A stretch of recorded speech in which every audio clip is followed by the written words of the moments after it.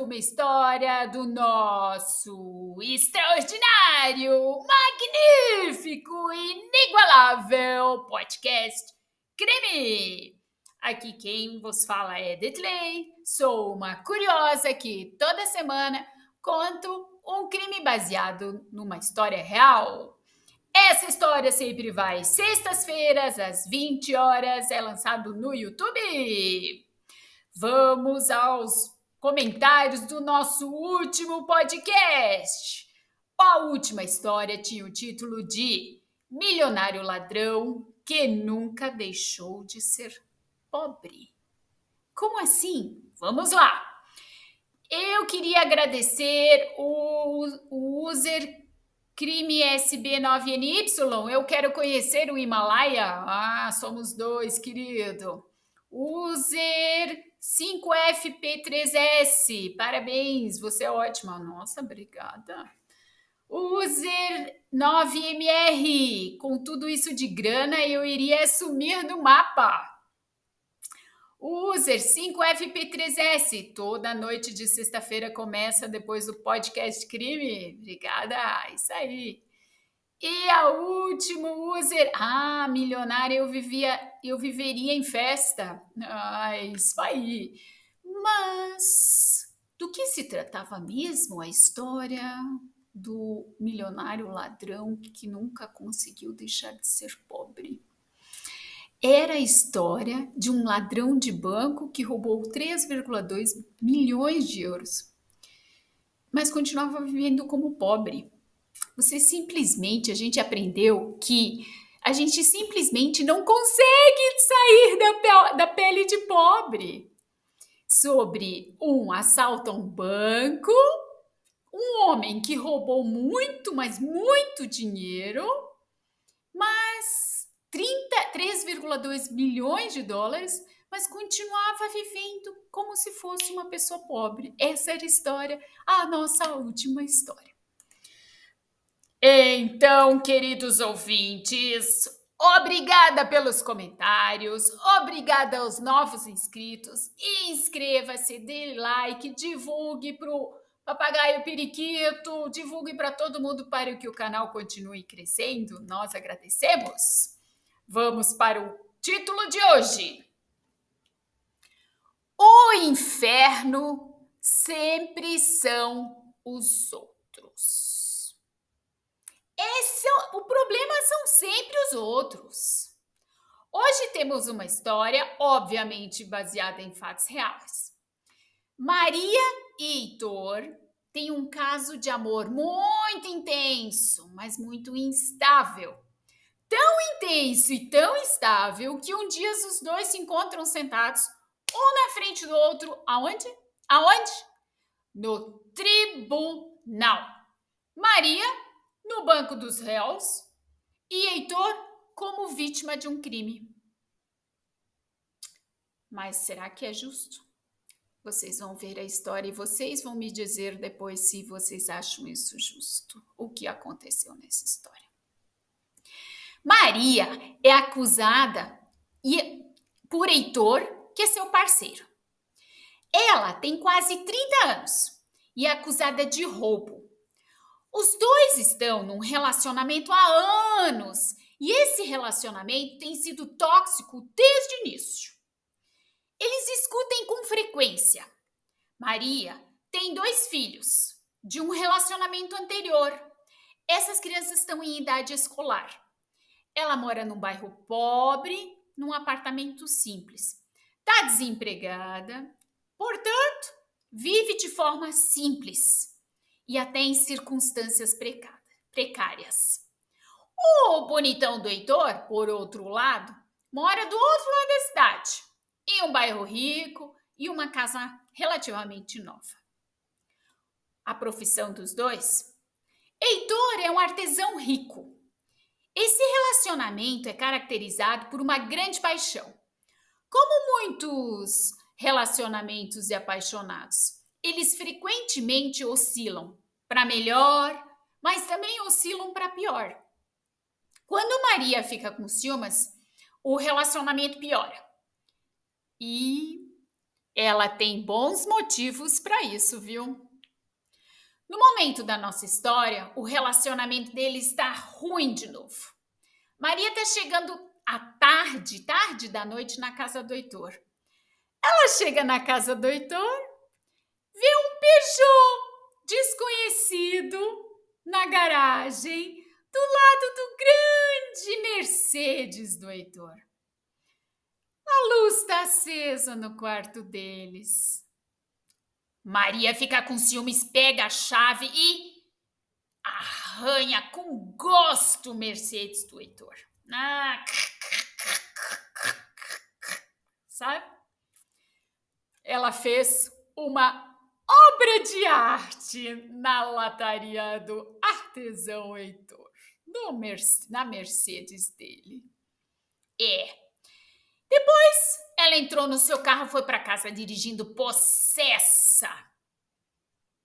E quando ela chegou em casa, ela estava satisfeita. Pela primeira vez, ela chegou em casa e tomou uma decisão. Isso não pode continuar assim, essa eterna humilhação. Isso não é bom para ela. Mas ela também não tem forças para terminar o relacionamento. Aí ela teve uma grande ideia. Vou dar motivo para o Heitor terminar comigo. Eles se amam, mas eles não são compatíveis. Só que Maria continua pensando em ascensão social. Heitor é muito mais rico do que ela. Ele mora numa casa boa, mora num bairro rico, dirige um Mercedes. Ela está num Peugeotzinho churreca, morando lá na Conchinchina. Talvez ela devesse pensar no futuro melhor para os seus filhos. Maria é uma mulher atraente, muito mais do que o jovem Heitor. Mas ele deve ter traído elas umas 100 vezes já. O relacionamento é caracterizado por forte briga de poder o tempo inteiro. Não era apenas luta por poder social, econômico, mas também luta verbal. Bom, voltando à história. Maria chega em casa após o crime no Mercedes, a satisfação de fazer uma obra de arte na lataria do Mercedes. E tem uma ideia. Preciso dar um motivo para ele me odiar. Ela entra dentro do carro, dirige de volta para a casa do Heitor. Ela entra dentro de casa, desce as escadas.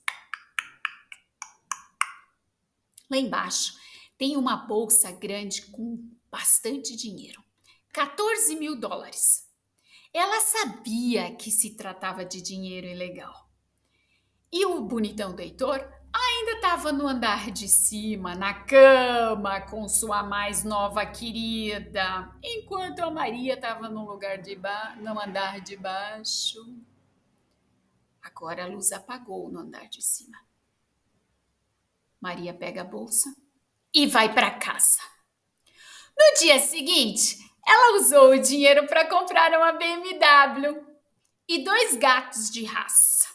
Ela aproveitou e tirou foto dos gatos e postou nas mídias sociais. Por que você compraria 2 gatos de raça? Talvez gatos sejam símbolos de status, como se fossem objetos de prestígio. Bom instinto. Mas a Maria não publicou a foto do carro, não, porque isso poderia levantar dúvidas. De onde veio o dinheiro todo, a riqueza repentina?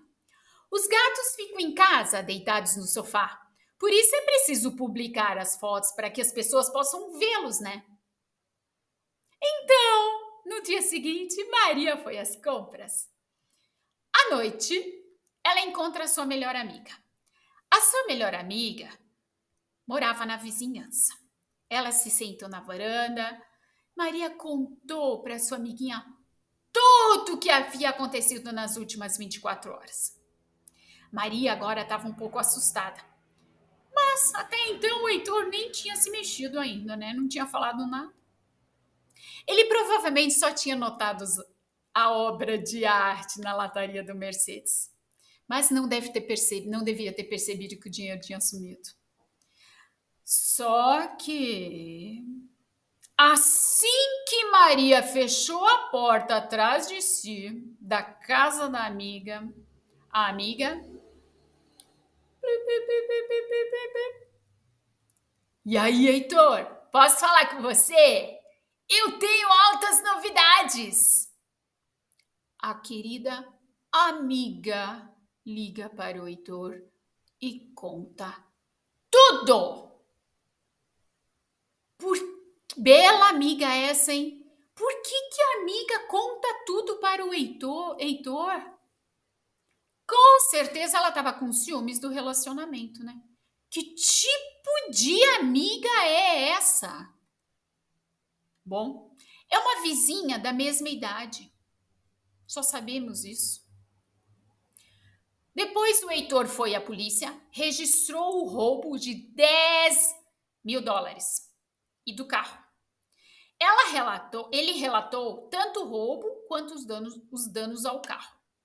A polícia começou a investigar, mas depois recebeu uma carta do Heitor, gente. Estamos juntos novamente. Por isso, estou retirando minha queixa criminal. Maria me pagará o dinheiro. Ela fez o contrato e pagará 100 dólares por mês.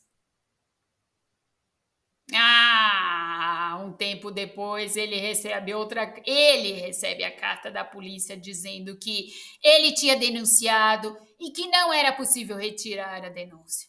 Polícia continuou a investigação. Como parte prejudicada, Heitor só que não queria que esse processo criminal, mas a polícia teve que continuar. É o papel da polícia. Maria também denunciou o Heitor à Receita Federal, alegando que esses 14 mil dólares eram imposto sonegado.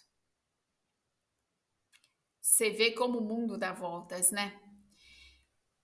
E quem tem 14 mil dólares em casa, em espécie?